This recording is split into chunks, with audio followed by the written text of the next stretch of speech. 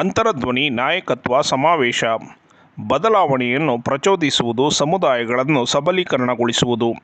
ಅಂತರಧ್ವನಿ ಪ್ರಜ್ಞಾಪೂರ್ವಕ ಬದಲಾವಣೆಗೆ ಕರೆ. ಅಂತರಧ್ವನಿ ಸ್ವಾತಂತ್ರ್ಯ ಚಿಂತಕರ ಚಾವಡಿಯಾಗಿದ್ದು, ಬದಲಾಗುತ್ತಿರುವ ಸಮಾಜವನ್ನು ಅರ್ಥ ಮಾಡಿಕೊಳ್ಳಲು ಮತ್ತು ಹೊಂದಿಕೊಳ್ಳಲು ಸಹಾಯ ಮಾಡಲು ಚಿಂತನೆಯನ್ನು ಪ್ರಚೋದಿಸುವ ಚರ್ಚೆ ಮತ್ತು ಸಂವಾದವನ್ನು ಉತ್ತೇಜಿಸುತ್ತದೆ. ಅಂತರಧ್ವನಿ ಲೀಡರ್ಶಿಪ್ ಕಾನ್ಕ್ಲೇವ್ ಗ್ರಾಮೀಣ ಮತ್ತು ನಗರ ಸಮುದಾಯಗಳನ್ನು ತಿಳುವಳಿಕೆಯುಳ್ಳ, ಸ್ಥಿತಿಸ್ಥಾಪಕ ಮತ್ತು ಜವಾಬ್ದಾರಿಯುತ ಸಮುದಾಯಗಳನ್ನು ರಚಿಸಲು ಪ್ರಯತ್ನಿಸುತ್ತಿದೆ. ಈ ಸಿದ್ಧಾಂತಗಳಲ್ಲಿ ನಾವು ಕೆಲಸ ಮಾಡಕ್ಕೆ ಶುರು ಮಾಡಿದ್ದು, ಅದಕ್ಕೆ ಕಾರಣಕರ್ತರು doctor B S Ajay Kumar ಅವರು. ಅವರ ಒಂದು ಫಿಲಾಂಥ್ರಪಿ, ಅವರ ಒಂದು ಐಡಿಯಾಲಜೀಸ್ ಅನ್ನು ನಾವು 30 ವರ್ಷದ ಹಿಂದೆನೆ ನಾವು ಒಂದು ಅಂತಾರಾಷ್ಟ್ರೀಯ ಮಾನವ ಅಭಿವೃದ್ಧಿ ಮತ್ತು ಏಳಿಗೆ ಸಂಸ್ಥೆ ಅನ್ನೋ ಸಂಸ್ಥೆ ಪ್ರಾರಂಭದ ಮೂಲಕ ಗ್ರಾಮೀಣ ಪ್ರದೇಶದಲ್ಲಿ ಹೆಚ್ಚು ಒತ್ತು ಕೊಟ್ಟು ನಾವು ಕಾರ್ಯಕ್ರಮವನ್ನು ಶುರು ಮಾಡಿದ್ವಿ. ಸಣ್ಣ ಸೋಲಿಸ್ತಾರೆ ಅನ್ನೋದು ನಂಬಿಕೆ ಇದೆ. ಅವರು ಹೆಚ್ಚು ಪೊಟೆನ್ಶಿಯಲ್ ಇದೆ ರೂರಲ್ ಮಕ್ಕಳುಗಳಿಗೆ, ಅವರಿಗೆ ಪ್ರಾಪರ್ ಎಜುಕೇಶನ್ ಕೊಡ್ಬೇಕಂತೇಳಿ ಆ ಶಾಲೆಯನ್ನ 30 ವರ್ಷ ಕಂಪ್ಲೀಟ್ ಮಾಡಿದೀವಿ. ಮಕ್ಕಳುಗಳು ಆ ಶಾಲೆಯಲ್ಲಿ ವಿದ್ಯಾಭ್ಯಾಸ ಪಡೆದು ಇವಾಗ ಸರ್ಕಾರಿ ಉದ್ಯೋಗಗಳಲ್ಲಿ, ಉನ್ನತ ಮಟ್ಟದ ಉದ್ಯೋಗಗಳಲ್ಲಿ ಅವರು ಕೆಲಸವನ್ನು ನಿರ್ವಹಿಸ್ತಾ ಇದ್ದಾರೆ. ಅಲ್ಲಿಗೆ ನಿಲ್ಲಿಸದೆ ಈ ರೂರಲ್ ಡೆವಲಪ್ಮೆಂಟ್ ಆಕ್ಟಿವಿಟಿಯನ್ನ ಆರೋಗ್ಯ ಮತ್ತು ನೈರ್ಮಲ್ಯದಲ್ಲಿ ರೂರಲ್ ಕ್ಯಾಂಪ್ಸ್ಗಳನ್ನ ನಾವು ಮಾಡಿದೀವಿ. ಹೆಚ್ಚು 200ಕ್ಕೂ ಹೆಚ್ಚು ಕ್ಯಾಂಪ್ಗಳನ್ನ ಮಾಡಿದೀವಿ. ಮತ್ತೆ ಮಾಲ್ನರಿಶ್ಡ್ ಮಕ್ಕಳುಗಳಿಗೆ ಫುಡ್, ನ್ಯೂಟ್ರಿಷನ್ ಫುಡ್ ಕೊಡೋ ಮುಖಾಂತರ ಹೆಲ್ತ್ ಮತ್ತೆ ಹೈಜೀನ್ ಬಗ್ಗೆನೂ ನಾವು ಕಾರ್ಯಕ್ರಮಗಳನ್ನ ಮಾಡಿದೀವಿ. ಅದಾದ್ಮೇಲೆ ನಾವು ಮಾದರಿ ಗ್ರಾಮಗಳನ್ನ ರಚನೆ ಮಾಡಬೇಕು. ಸೊ ಆ ಒಂದು ಹಳ್ಳಿ ಮಾದರಿ ಗ್ರಾಮ ಆಗ್ಬೇಕು ಅಂದ್ರೆ ಆ ಹಳ್ಳಿಯವರ ಸಹಭಾಗಿತ್ವ ಎಷ್ಟು ಮುಖ್ಯ, ಹಳ್ಳಿಯವರ ಪಾರ್ಟಿಸಿಪೇಷನ್ ಎಷ್ಟು ಮುಖ್ಯ. ಆ ಪಾರ್ಟಿಸಿಪೇಷನ್ ಇಂದ ಸರ್ಕಾರದ ಕಾರ್ಯಕ್ರಮಗಳನ್ನ ಆ ಗ್ರಾಮಗಳಿಗೆ ಯಾವ್ದಾದ್ರು ತರಬಹುದು. ಒಂದು ಮಾದರಿ ಗ್ರಾಮ ಅಂತ ಅನ್ಸ್ಕೋಬೇಕಂದ್ರೆ ಏನೆಲ್ಲ ಅಂಶಗಳು ಆ ಗ್ರಾಮದಲ್ಲಿರಬೇಕು, ಆ ನಿಟ್ಟಿನಲ್ಲಿ ಕೆಲಸ ಮಾಡ್ತಾ ಇದ್ದೀವಿ. ಕಳೆದ 25 ವರ್ಷದಿಂದನೂ ನಾವು ಗುಂಡ್ಲುಪೇಟೆಯಲ್ಲಿ ಹೆಚ್ಚು ಕಡಿಮೆ 100 ಹಳ್ಳಿಗಳಲ್ಲಿ ನಾವು ಕೆಲಸ ಮಾಡ್ತಿದ್ದೀವಿ. ನಮ್ಮ ಹತ್ರ ಇವಾಗ ಒಂದು 700 ಸ್ವಸಹಾಯ ಸಂಘಗಳಿದೆ. ಸ್ವಸಹಾಯ ಸಂಘಗಳಿದೆ 700 ಅಂತಂದ್ರೆ ಆ 700 ಕುಟುಂಬಗಳು ಅವರು ಫಿನಾನ್ಷಿಯಲಿ ಸ್ಟೇಬಲ್ ಆಗಿದೆ, ಆರ್ಥಿಕವಾಗಿ ಅವರು ಮುಂದೆ ಬಂದಿದ್ದಾರೆ. ಆವಾಗ 25 ವರ್ಷದಿಂದ ನೋಡಿದ್ರೆ 50%, 60% ಬಡ್ಡಿಗೋಸ್ಕರ ಮಹಿಳೆಯರು ಸಾಲವನ್ನ ಮಾಡ್ತಿದ್ರು.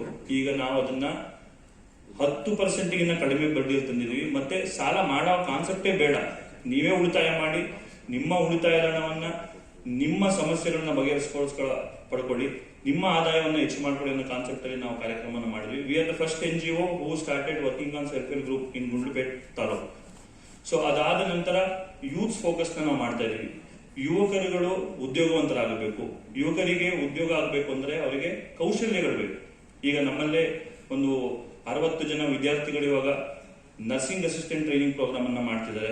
ಅವ್ರಿಗೆಲ್ಲರಿಗೂ ಕಾನ್ಫಿಡೆನ್ಸ್ ಇದೆ, ಇನ್ನ ಒಂದು ತಿಂಗಳಾದ್ಮೇಲೆ ನನಗೆ ಉದ್ಯೋಗ ಸಿಗುತ್ತೆ. ಆ ನಿಟ್ಟಿನಲ್ಲಿ ನಾವು ತರಬೇತಿ ಕಾರ್ಯಕ್ರಮಗಳನ್ನ ಮಾಡ್ತಿದೀವಿ. ಸೊ ಈ ಎಲ್ಲಾ 30 ವರ್ಷದ ಜರ್ನಿ ನಾವೊಂದು ಅಂತರ್ಧ್ವನಿ ಒಂದು ಮೂವ್ಮೆಂಟ್ ಮಾಡ್ಬೇಕಂತ, ಈ ಜಸ್ಟ್ ನಾವು ಕಾರ್ಯಕ್ರಮ ಮಾಡಿದ್ವಿ ನಿಲ್ಸಿದ್ವಿ ಅನ್ನೋಕ್ಕೋಸ್ಕರ ಅಷ್ಟೇ ಅಲ್ಲ, ಅವರು ನಾಯಕರುಗಳಾಗಬೇಕು.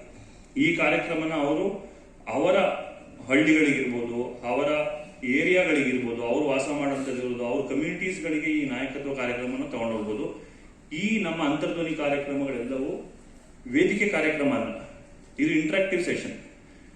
ನಾವು ಎಷ್ಟು ವೇದಿಕೆ ಮೇಲಿರೋ ಗಣ್ಯರು ಮಾತಾಡ್ತಾರೋ, ಅವರ ವಿಚಾರವಂತರು ಅವರೆಲ್ಲರೂ ಅವರ ಲೈಫಲ್ಲಿ ಸಕ್ಸಸ್ ಆಗಿದ್ದಾರೆ. ನಾವಾಗ್ಬೇಕಲ್ವ ಸಕ್ಸಸ್ಸು? ಅದು ಹಿಂಗೆ, ಅದಕ್ಕೆ ಯಾರಾದ್ರೂ ನಮಗೆ ನಮ್ಮ ಪ್ರಶ್ನೆಗಳಿಗೆ ಉತ್ತರ ಕೊಡೋದು ಬೇಕಲ್ಲ. ನಾವು ತುಂಬಾ ಸಮಸ್ಯೆಗಳನ್ನ ಎದುರಿಸ್ತಿರ್ತೀವಿ ಪ್ರತಿದಿನ ಜೀವನದಲ್ಲಿ. ಅದಕ್ಕಿಂತ ಹೆಚ್ಚಿನ ಸಮಸ್ಯೆಗಳು ಅವರು ಎದುರಿಸಿ ಇವತ್ತು ಉನ್ನತ ಮಟ್ಟದಲ್ಲಿದ್ದಾರೆ, ಅವರು ಸಕ್ಸಸ್ಫುಲ್ ಅಂತ ಅನ್ಸ್ಕೊಂಡಿದ್ದಾರೆ. ನಾವು ಕೇಳ್ಕೊಳ್ಳೋಣ ಅವ್ರ ಹತ್ರ. ಅದು ಯಾವಾಗ ಸಾಧ್ಯ ಅಂದ್ರೆ ನಿಮ್ಮ ಪ್ರಶ್ನೆಗಳು ಅವರಿಗೆ ತಲುಪಬೇಕು, ಅವರಿಂದ ನಾವು ಉತ್ತರ ಪಡಿಬೇಕು. ಆ ರೀತಿಯ ಒಂದು ಇಂಟ್ರಾಕ್ಟಿವ್ ಸೆಷನ್ ಮಾಡಿ ಈ ಅಂತರ್ಧ್ವನಿಯನ್ನ ಒಂದು ಮೂಮೆಂಟ್, ಒಂದು ಆಂದೋಲನವಾಗಿ ಮಾಡ್ಬೇಕಂತ ಈ ಕಾರ್ಯಕ್ರಮನ ಮಾಡ್ತಿದೀವಿ. ಇದು ನಿರಂತರವಾಗಿರುತ್ತೆ. ಪ್ರತಿಯೊಂದು ವೇದಿಕೆಯಲ್ಲೂ ನುರಿತ ತಜ್ಞರು ಬರ್ತಾರೆ, ಡಿಫ್ರೆಂಟ್ ಆಡಿಯನ್ಸ್ ನಾವು ಎಕ್ಸ್ಪೆಕ್ಟ್ ಮಾಡ್ತಿದೀವಿ. ಸೊ ಒನ್ಸ್ ಅಗೇನ್ ಈ ಕಾರ್ಯಕ್ರಮಕ್ಕೆ ಬಂದಿರೋ ಎಲ್ಲರಿಗೂ ಸ್ವಾಗತವನ್ನು ಕೋರಿಸ್ತಾ ಇಷ್ಟು ಮಾತಾಡೋಕೆ ಅವಕಾಶ ಮಾಡಿಕೊಟ್ಟಿದ್ದಾರೆ. ಇದರಲ್ಲಿ ಯಾರಾದರೂ ದಯವಿಟ್ಟು ಏನಾದ್ರು ಹೇಳ್ಬೇಕು ಅಂದ್ರೆ, ನಾನು ಹೇಳೋದ್ರ ಬಗ್ಗೆ ನೀವೇನೋ ಸರಿ ಇಲ್ಲ ಅಂದ್ರೆ ದಯವಿಟ್ಟು ನಿಂತ್ಕೊಳ್ಳಿ. ಖಂಡಿತ ಅದನ್ನು ಮಾತಾಡ್ಬೋದು. Because it is A more of A discussion, ಚರ್ಚೆ, ಬರೀ ಲೆಕ್ಚರ್ ಅಲ್ಲ. ಸೊ ನಾನು ಇಲ್ಲಿ ಬಂದಿರೋದು ನಿಮಗೆ ಏನು ಅಂದರೆ, ಕೆಲವರು ಅಂತಾರೆ ಜ್ಞಾನ ಕೊಡೋಕ್ಕೆ ಅಂತ, ಅದಕ್ಕಲ್ಲ. ಏನಂದರೆ ನಿಮ್ಮಿಂದ ಕಲಿಯೋದು ಇಂಪಾರ್ಟೆಂಟ್. ಸೊ ನೀವು ಇವತ್ತು ಬೆಳಿಗ್ಗೆ ಆಮೇಲೂ ಅಷ್ಟೇ ನಾನು ಹೇಳೋದನ್ನ ಕೆಲವು ನೋಟ್ಸ್ ಮಾಡ್ಕೊಳ್ಳಿ. ಆಮೇಲೆ ಹೌ ಟು ಚಾಲೆಂಜ್ ದಟ್. ನೀವು ಅಗ್ರಿ ಆಗದೆ ಇದ್ರೆ ಚಾಲೆಂಜ್ ಮಾಡಿ. ದಟ್ ಈಸ್ ವಾಟ್ ನಾನು ಮಾತಾಡ್ತೀನಿ ಈಗ. ಮೊದಲನೇದಾಗಿ ನಾನು ಹುಟ್ಟಿದ್ದು 1951ನಲ್ಲಿ. ಅವಾಗಲೂ ಇವಾಗಲೂ 72 ವರ್ಷದಲ್ಲಿ ಬೇಕಾದಷ್ಟು ಚೇಂಜಸ್ ಆಗಿದೆ. ಓಕೆ, ಚೇಂಜಸ್ ಆಗಿದೆ ಅನ್ನೋ ನಿಮಗೆ ಗೊತ್ತು. ನಮ್ಮ ಇಂಡಿಯಾ ದೇಶ ಇಂಡಿಪೆಂಡೆನ್ಸ್ ಬಂತು. ಇಂಡಿಪೆಂಡೆನ್ಸ್ ಬಂದಮೇಲೆ ನಾವು ಎಷ್ಟು ಕಷ್ಟಪಟ್ವಿ, ಯಾವ ರೀತಿ ನಾವು ಇಂಡಿಯಾ ಮುಂದೆನೆ ಬರಲ್ಲ ಅಂತ ಎಷ್ಟೋ ಜನ ಅಂತ ಇದ್ರು. ಲಾಸ್ಟ್ ಬರಲ್ಲ ಅಂತ ಹೇಳ್ತಿದ್ರು. ಆದರೆ ಯಾವ ರೀತಿ ಬದಲಾವಣೆ ಆಯಿತು, ಆಮೇಲೆ ಗ್ರೀನ್ ರೆವಲ್ಯೂಷನ್ ಅಂದರೆ ಏನು, ಅದರಿಂದ ನಾವು ಹೇಗೆ ಥರ ಮುಂದೆ ಬಂದ್ವಿ. 1990ಸ್ನಲ್ಲಿ ಹೆಂಗೆ ಓಪನ್ ಇಂಡಸ್ಟ್ರಿಯಲ್ ಓಪನಿಂಗ್ ಆದಾಗ, ಫ್ರೀ ಸೊಸೈಟಿ ಆದಾಗ ಯಾವ ರೀತಿ ಮುಂದೆ ಬಂದಿದ್ದೀವಿ. ಲಾಟ್ ಆಫ್ ಥಿಂಗ್ಸ್ ನಾವು ಹೆಮ್ಮೆ ಪಡೋದಂಥದ್ದು. ಆದರೆ ಒಂದು ನಾನು ಏನು ಹೇಳಿ ಬಯಸ್ತೀನಿ ಅಂದರೆ, ನಾನು ಸುಮಾರು ಅಮೆರಿಕಾದಲ್ಲಿ 28 ವರ್ಷ ಇದ್ದೆ. 1975ರಲ್ಲಿ ಅಮೆರಿಕಾಗೆ ಹೋದೆ. ಅಲ್ಲಿ ನಾನು ಹೇಗಿತ್ತು ಪರಿಸ್ಥಿತಿ ನೋಡಿ, ಇಲ್ಲಿನೂ ನೋಡಿ ಬೇಕಾದಷ್ಟು ಚೇಂಜಸ್ ಇದೆ, ಬೇಕಾದಷ್ಟು ಅನುಭವ ಬಂತು ನನಗೆ, ಏನೇನು ವ್ಯತ್ಯಾಸ ಇದೆ ಅಂತ. ಅಲ್ಲಿ ಏನು ಅಂದರೆ ಇವಾಗ ಎಷ್ಟೊತ್ತಿ ಆ ಕಾಲದಲ್ಲಿ ರೂರಲ್ ಎಲ್ಲೂ ಭಾಳ ಡೆವಲಪ್ಮೆಂಟ್ ಇತ್ತು. ನಮ್ಮಲ್ಲಿ ರೂರಲ್ ಭಾಳ ಡೆವಲಪ್ಮೆಂಟ್ ಇರಲಿಲ್ಲ. ಹಳ್ಳಿ ಗ್ರಾಮಗಳಲ್ಲಷ್ಟು ಮುಂದೆ ಬಂದಿರಲಿಲ್ಲ, ಪಟ್ಟಣಗಳು ಮುಂದೆ ಬರ್ತಾ ಇತ್ತು. ಆದರೆ ಇದೆಲ್ಲ ಯೋಚನೆ ಮಾಡಿದ್ರೆ ಇವೆಲ್ಲ ಯಾಕಾಗಿದೆ, ನಾವು ಯಾಕೆ ಒಂದು ರೀತಿ ನಮ್ಮ ಇಂಡಿಯಾ ದೇಶ ಒಂದು ಟೈಮ್ನಲ್ಲಿ ಭಾಳ ಅಡ್ವಾನ್ಸ್ ಕಂಟ್ರಿ ಆಗಿತ್ತು. ಆವಾಗ ಯಾವ್ದಕ್ಕೆ ನಾವು ಈ ಥರ ಹಿಂದೆ ಉಳಿದ್ವಿ? ಒಂದೇನು ಅಂದರೆ ನನ್ನ ಅಭಿಪ್ರಾಯದಲ್ಲಿ, ನಾನು ಹೇಳೋದಲ್ಲ, ನನ್ನ ಅಭಿಪ್ರಾಯದಲ್ಲಿ 200 ವರ್ಷದ ಬ್ರಿಟಿಷ್ ರೂಲ್, ಅದಕ್ಕೆ ಮುಂಚೆ ಮುಸ್ಲಿಂ ರೂಲ್, ಇದೆಲ್ಲ ಪರ್ಟಿಕ್ಯುಲರ್ಲಿ ಬ್ರಿಟಿಷ್ ರೂಲ್ ನಮ್ಗೇನಾಯಿತು ಅಂದರೆ ವಿ ಡೆವಲಪ್ಡ್ ಒಂಥರ ಕಾಂಪ್ಲೆಕ್ಸ್. ಅಂದರೆ ನಾವು ಬೇರೆಯವರಷ್ಟು ಅಷ್ಟು ಇಂಟೆಲಿಜೆಂಟ್ ಅಲ್ಲ ಅಥವಾ ಅಷ್ಟು ಕೇಪಬಲ್ ಅಲ್ಲ. ಅದು ಒಂದು ನಮ್ಗೆ ಮನವ ಬಂತು. ಯಾಕೆ ಅಂದರೆ how come only few Britishers came and ruled over A country like us. ಕೆಲವರು ಹ್ಯಾಂಡ್ಫುಲ್, ನಾಟ್ ಇವನ್ ಥೌಸಂಡ್ಸ್ ಬಂದು ಇಂಥ ಬಿಗ್ ಕಂಟ್ರಿನಲ್ಲಿ ರೂಲ್ ಮಾಡಿದ್ರು. ಇನ್ನೊಂದೇನು ನಾವು ಯೋಚನೆ ಮಾಡಬೇಕು ಅಂದರೆ, ಹೆಂಗೆ ರೂಲ್ ಮಾಡಿದ್ರು ಅಂದರೆ, ಅವ್ರು ಬಿಳಿಯರು ಅಂದರೆ ಅವ್ರು ಸುಪೀರಿಯರ್ ಅಂತ ನಾವು ಅಂದ್ಕೊಂಡ್ಬಿಟ್ವಿ. ಇವಾಗ ನೀವು ಯೋಚನೆ ಮಾಡಿದ್ರೆ ಜಲಿಯನ್ ವಾಲಾ ಬಾಗು ಯಾವ ರೀತಿ ಎಷ್ಟೋ ಜನ ಮಕ್ಕಳು ಹೆಂಗಸ್ರನ್ನೆಲ್ಲ ಸಾಯಿಸಿದಾಗ, ಇವ್ರು ಸಾಯಿಸಿದವ್ರು ಯಾರು? ಬ್ರಿಟಿಷರ್ಸ್ ಅಲ್ಲ, ಇಂಡಿಯನ್ ಸೋಲ್ಜರ್ಸ್. ಅವ್ರಿಗೆ ಬ್ರಿಟಿಷರ್ಸ್ ಹೇಳಿದ್ರು ಸಾಯಿಸಿ ಅಂತ. ಅವಾಗ ಏನಾಯ್ತು, ನಾವು ಏನು ಯೋಚನೆ ಮಾಡಲಿಲ್ಲ. ಬಿಳಿಯವರು ಹೇಳ್ತಾ ಇದ್ದಾರೆ ಸಾಯಿಸು, ನಮ್ಮವ್ರನ್ನೇ ನಾವು ಸಾಯಿಸಿದ್ವಿ. ಸರಿನಾ ಅದು? ನೀವ್ಯಾರು ಆಗಿದ್ರೆ ಮಾಡ್ತೀರಾ ಆ ರೀತಿ? ಇದನ್ನು ಯೋಚನೆ ಮಾಡಬೇಕು. ಎಷ್ಟೋ ಜನ ಏನಾಗುತ್ತೆ ಯೋಚನೆ ಮಾಡಲ್ಲ.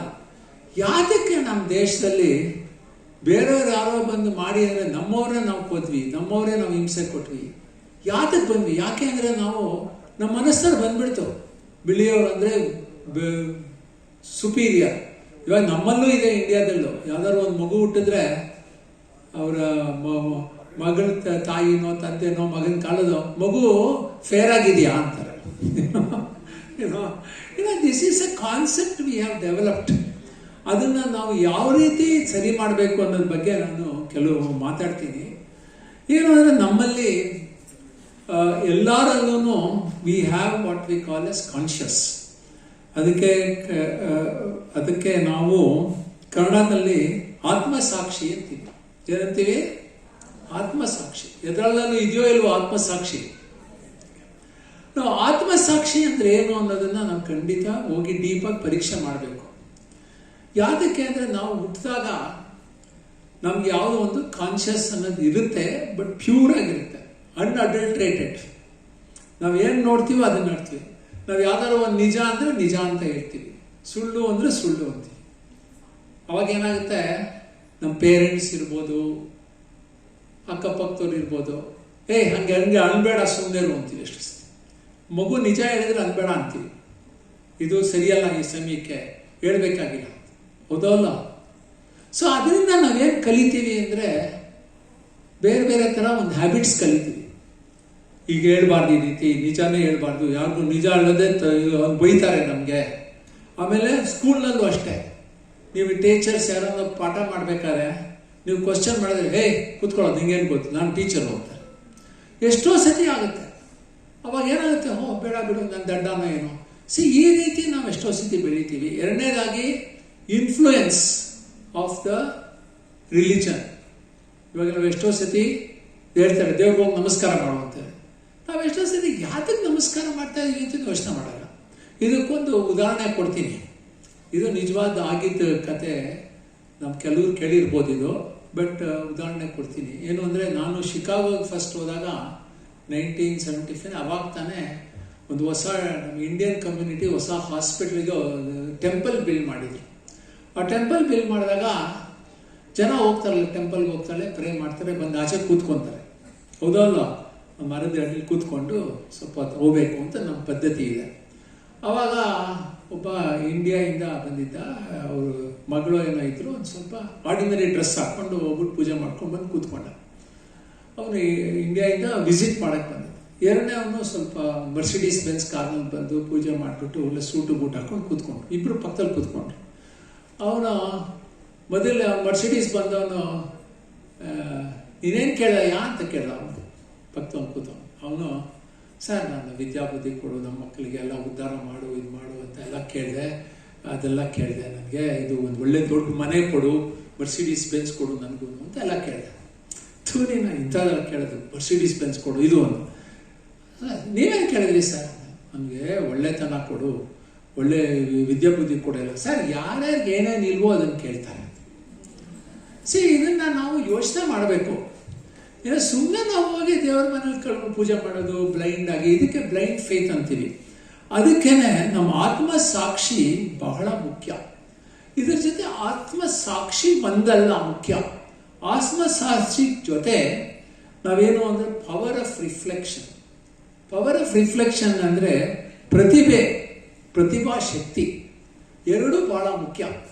ನನಗೆ ಇವತ್ತು ನನ್ನ ಟಾಕ್ನಲ್ಲಿ ನೀವು 2 ಮೆಸೇಜ್ ತೊಗೊಂಡು ಹೋಗೋದು ಬಹಳ ಮುಖ್ಯ. ಏನು ಅಂದರೆ ಇವೆರಡು, ಆತ್ಮಸಾಕ್ಷಿ ಅಂದ್ರೇನು, ಪ್ರತಿಭಾ ಶಕ್ತಿ ಅಂದ್ರೇನು, ಅದನ್ನು ಯಾಕೆ ಮಾಡ್ಬೋದು.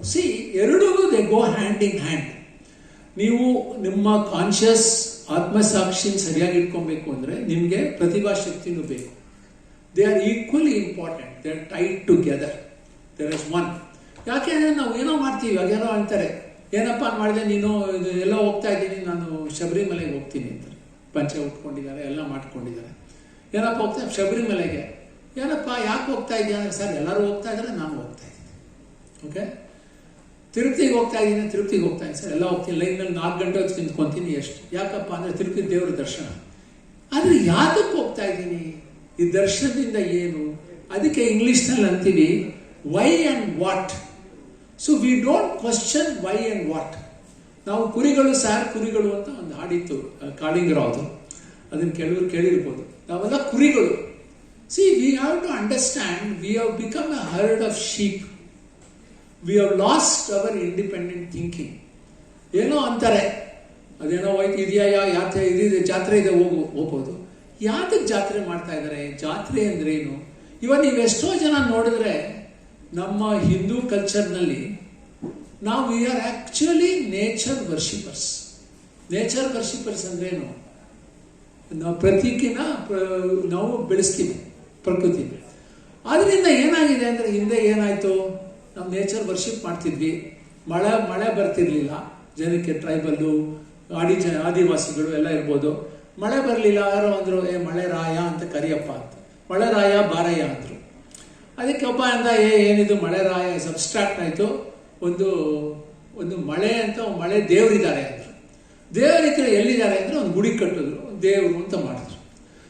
All these idol worshippers, idol so called, ಅದಕ್ಕೆ ಹಿಸ್ಟ್ರಿ ಇದೆ behind that, major history. But ನಾವೇನು ಮಾಡಿದ್ದೀವಿ, we have forgotten that history. ಸುಮ್ಮನೆ ಹೋಗಿ ನಾವು ವರ್ಷಿಪ್ ಮಾಡ್ತೀವಿ, ಇದರಿಂದ ಏನಿದೆ ಹಿಂದೆ ಅನ್ನೋದು ನಾವು ಮರ್ತು ಬಿಡ್ತೀವಿ. ಅದಕ್ಕೆ ಬಹಳ ಮುಖ್ಯ ಏನು ಅಂದರೆ, ಅದಕ್ಕೆ ನಮ್ಮ ಆತ್ಮಶಕ್ತಿ, ಆತ್ಮಸಾಕ್ಷಿ ಬಹಳ ಮುಖ್ಯ. Our conscious is very important and ನಮ್ಮ ಪ್ರತಿಭಾ ಶಕ್ತಿ ಬಹಳ ಮುಖ್ಯ. Reflection and conscious is our important thing. ಅದಕ್ಕೆ ಇಂಗ್ಲೀಷ್ನಲ್ಲಿ ಒಂದು ಸೇಯಿಂಗ್ ಇದೆ, ಕಾನ್ಷಿಯಸ್ ಈಸ್ ಅವರ್ ಕೀಪರ್. ಇವಾಗ ಏನು